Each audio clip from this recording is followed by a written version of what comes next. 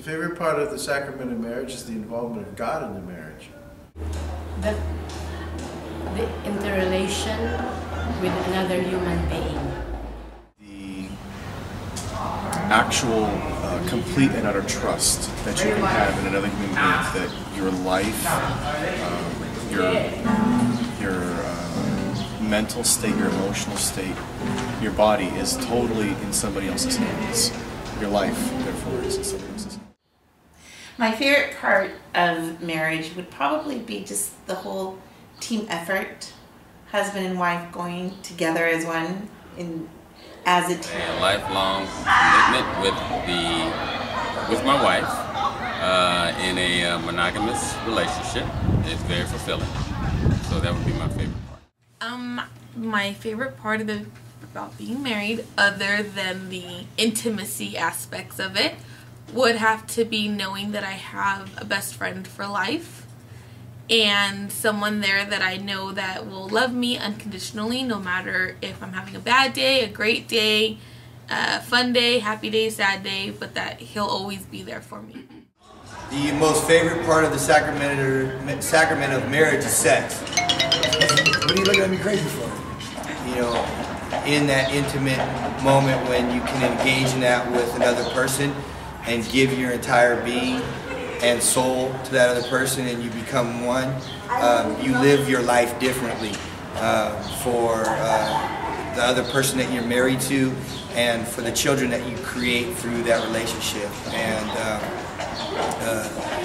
it is the only true way to express that kind of relationship in marriage, and it comes without boundaries in regards to the guilt and the shame that I think young people face when they engage in that type of relationship outside of marriage.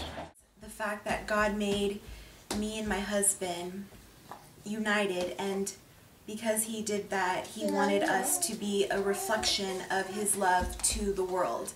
And to me, that's just amazing that I'm part of God's love, and I'm showing it to everyone. This is how God is. My favorite part about marriage is that it's a reflection of who God is. We understand the Trinity better, we understand ourselves and in relation to God a lot better by being married. And so that's my favorite part about marriage.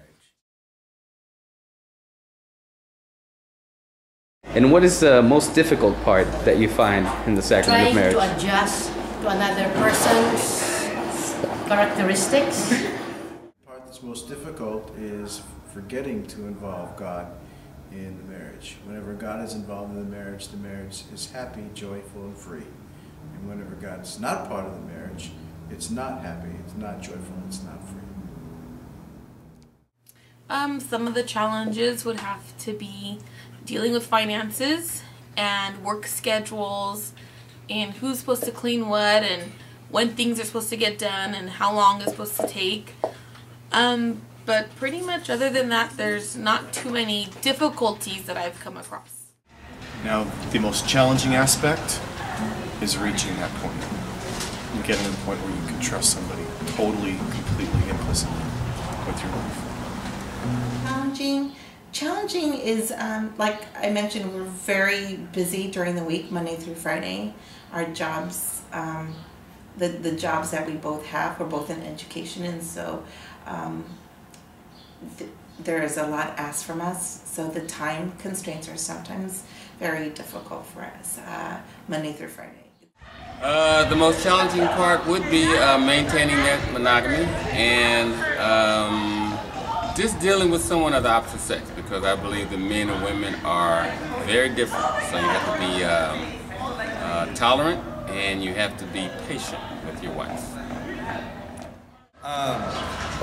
Learning to become one with another person and learning how to love those things that sometimes drive you crazy as a person. I would have to say the whole self-sacrificing part, just because, you know, before I got married, when I was single, it was all about me.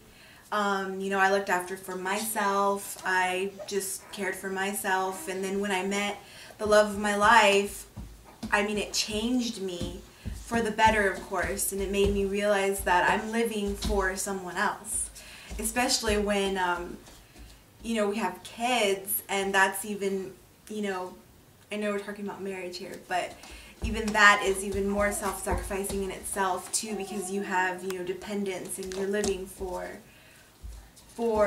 someone else and not just yourself. Living out our call as we're married, living out our vocation, which is being like God in a way. It's trying to be that perfect union between two people who have different ideas in life, different upbringings, and different everything really. And so it becomes a lot harder to be like God, to be Christ to one another, and to our children.